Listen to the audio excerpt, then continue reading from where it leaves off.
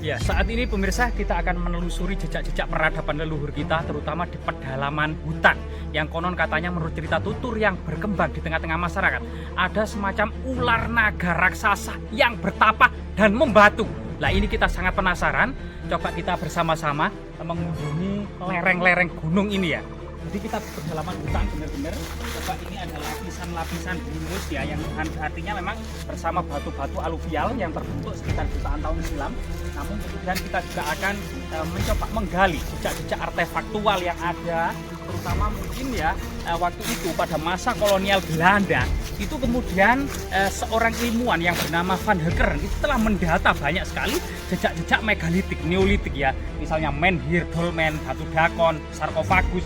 Nah, termasuk kemungkinan yang dimaksud dengan batu naga itu kemungkinan juga semacam menhir raksasa ya. Nah, ini kita sangat penasaran sekali. Memang kita ketahui bersama bahwasanya memang Pulau Jawa itu muncul dari dasar laut sekitar 60 juta tahun yang lalu. Di dasar laut mulai kemudian muncul gunung-gunung api purba, ring of fire. Kemudian selama kemudian masa Pleistosen tengah terbentuklah semacam Pulau Jawa ya, yang kemudian bagian utara yaitu dasar laut mengalami pengangkatan yang dikenal dengan Gunungan Kendeng Utara, dan dasar laut bagian selatan dari pegunungan api ini yang dikenal dengan Pegunungan Kapur atau Kendeng Selatan. Jadi Kendeng Utara, Kendeng Selatan, yang di tengah-tengah inilah yang merupakan gunung api purba tertua ya, 60 juta tahun silam. Namun yang bisa kita ketahui bahwasanya tahun 60 juta tahun yang lalu ternyata dinosaurus itu sudah punah, sehingga akan nihil usaha keras untuk mencari fosil dinosaurus yang ada di Pulau Jawa maupun Sumatera. Karena ketika dinosaurus punah sekitar 70 juta tahun silam, ini Pulau Jawa belum terbentuk, masih berada di dasar laut. Sehingga ini salah satu kajian tentang paleontologi ya, atau kemudian secara batuan memang Pulau Jawa ini lebih baru daripada kemudian umur dari dinosaurus. Nah, kita bisa ada dinosaurus. Kemudian sekitar tahun 2500 tahun silam ini migrasi pertama orang-orang Proto Melayu ya, yang membawa peradaban batu besar, misalnya menhir, sarkofagus, tata batu, kuda-kuda. Ini merupakan tinggalan masyarakat Proto Melayu. Kemudian sekitar tahun 1000 sebelum Masehi ini kemudian masyarakat Deutero Melayu atau Melayu Baru ini membawa kebudayaan Dongson yang berasal dari Yunan atau Tiongkok Selatan ya. Nah, di belakang kita inilah kemudian masyarakat mengenal seperti punggung naga, yang dimana kemudian pating berundul gitu ya, batu-batu ini persis menyerupai punggung naga. Jadi ada semacam lempengan ya. Kemudian ini memang terbentuk pada masa vulkanik atau tektonik purba, yang jejak-jejak vulkanik purba, tapi punggung-punggungnya ini persis seperti punggung-punggung naga ya. Jadi seperti ini, jadi seperti ular naga yang batu berliuk-liuk, berliuk-liuk ya, sampai kemudian masuk ke dalam bumi, keluar lagi, masuk ke dalam bumi, keluar lagi. Jika kita jelajahi mungkin ya, nah, teman-teman akan bisa menyaksikan keanehan ya dan misteri dari batu alam ini ya, yang menyerupai naga raksasa yang betapa membatu ini ya. Jadi ternyata ini adalah batu raksasa yang sangat besar sekali ya. Dan seperti masuk ke dalam gunung lagi, masuk lagi, keluar lagi, masuk lagi, keluar lagi. Dan disinilah kemudian memang orang-orang yang skeptis gitu ya, orang-orang yang skeptis mengatakan itu hanya batu vulkanik purba. Jika kita kemudian mungkin bisa turun ke sini saja. Jadi teman-teman di sini ada jalan semacam kemudian jejak-jejak kemudian peradaban pada masa lalu ya. Mungkin bisa kita menuruni gunung ini. Jadi lewat situ teman-teman. Ini ada jalan. Seperti kemudian punden berundak-undak pada masa purba ya. Jadi kita tidak bisa dipungkiri, memang orang-orang yang skeptis mengatakan itu batu alam, bentukan alam, fenomena alam, jejak vulkanologi, tektonologi, atau mungkin jejak gempa besar pada masa purba.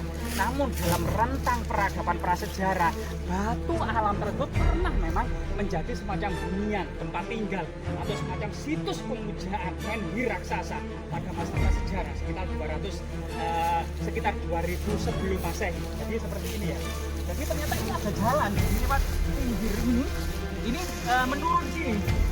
Nah, menurun sini cuma memang agak curam gitu ya. Agak curam jika ke bawah itu. Nah, di sini kita akan bisa melihat di situ memang kepala naga itu malah dekat dengan pohon pohon besar tersebut dan ada mulutnya, rahangnya, hidungnya ya, itu menghadap ke arah timur, malah menghadap ke arah timur.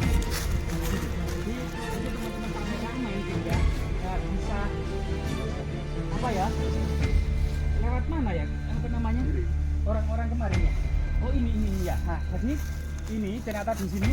Nah, terus kemudian di rumput-rumput ini juga kita ikan gitu ya. Oh ternyata langsung di sini ya. Nah di sini kemungkinan saja di sini itu ada semacam yang menurut Van Heckeren adalah kursi arwah atau tempat duduk para tetua desa atau kepala suku pada masa prasejarah gitu ya, atau juga tempat bermusyawarah para tetua desa. Jadi diduga kemungkinan ini adalah dolmen dan menhir raksasa juga, tempat pemujaan masa prasejarah, kemudian pada masa kuno digunakan sebagai aktivitas pertapaan pada masa kuno gitu ya, hingga kemudian saat ini agak memang terlantar karena memang aktivitas kabuyutan, agama kabuyutan ya, pemujaan batu besar, menhir, dolmen itu sudah tidak ada lagi. Artinya memang ini tinggal sebuah tinggalan di Jawa ini yang dikenal dengan The Dead Monument atau tinggalan yang sudah ditinggalkan para penganutnya. Berbeda dengan tinggalan batu besar yang ada di Toraja, di Nias, gitu ya, di Besoa, di Napu, gitu, ya, di Lombok. Ya itu tinggalan-tinggalan megalitik ini masih digunakan masyarakat setempat sehingga yang dikenal dengan the living megalitik tradition. Artinya peradaban batu besar ini masih terus berlangsung di Indonesia Timur tersebut ya. Misalkan dari Toraja itu masih ada tempat-tempat apa namanya untuk menaruh jenazah dari orang tuanya yang sudah meninggal, itu ditaruh di sarkofagus atau kubur batu ya, atau waruga. Nah ini salah satu tradisi megalitik. Namun di Jawa dan di Sumatera kebanyakan memang peradaban batu besar seperti di situs Gunung Padang di Cirebon, seperti di Bondowoso ya, Stonehenge Bondowoso itu juga tinggalan, artinya The Dead Monument. Sehingga kemudian peradaban batu besar yang dikenal dengan naga raksasa yang bertapa membatu ini juga sama persis dengan secara pola sejarah dengan Stonehenge yang ada di Inggris. Nah, kemudian kita juga akan menemukan batu Stonehenge ya, yang sebagaimana yang ada di Inggris, suatu tinggalan yang sangat luar biasa sekali, yang juga patut kita lestarikan. Berbagai macam nama yang disematkannya ini merupakan tradisi yang berkembang di tengah-tengah masyarakat. Namun nilai kesejarahannya ini merupakan mata rantai dari leluhur kita, leluhur Nusantara pada waktu itu, yang berhasil kemudian dalam kehidupannya menata masyarakat yang sedemikian luas dan terus berkembang sampai mempunyai kerajaan besar juga, sampai menaungi seluruh Nusantara gitu ya, menghalau pasukan dari luar, termasuk kemudian serangan bangsa Mongol yang mulai kemudian masuk ke Jawa. Ini semuanya karena prestasi leluhur, keberhasilan leluhur di masa lalu, kita akhirnya tetap ada dan terus lestari.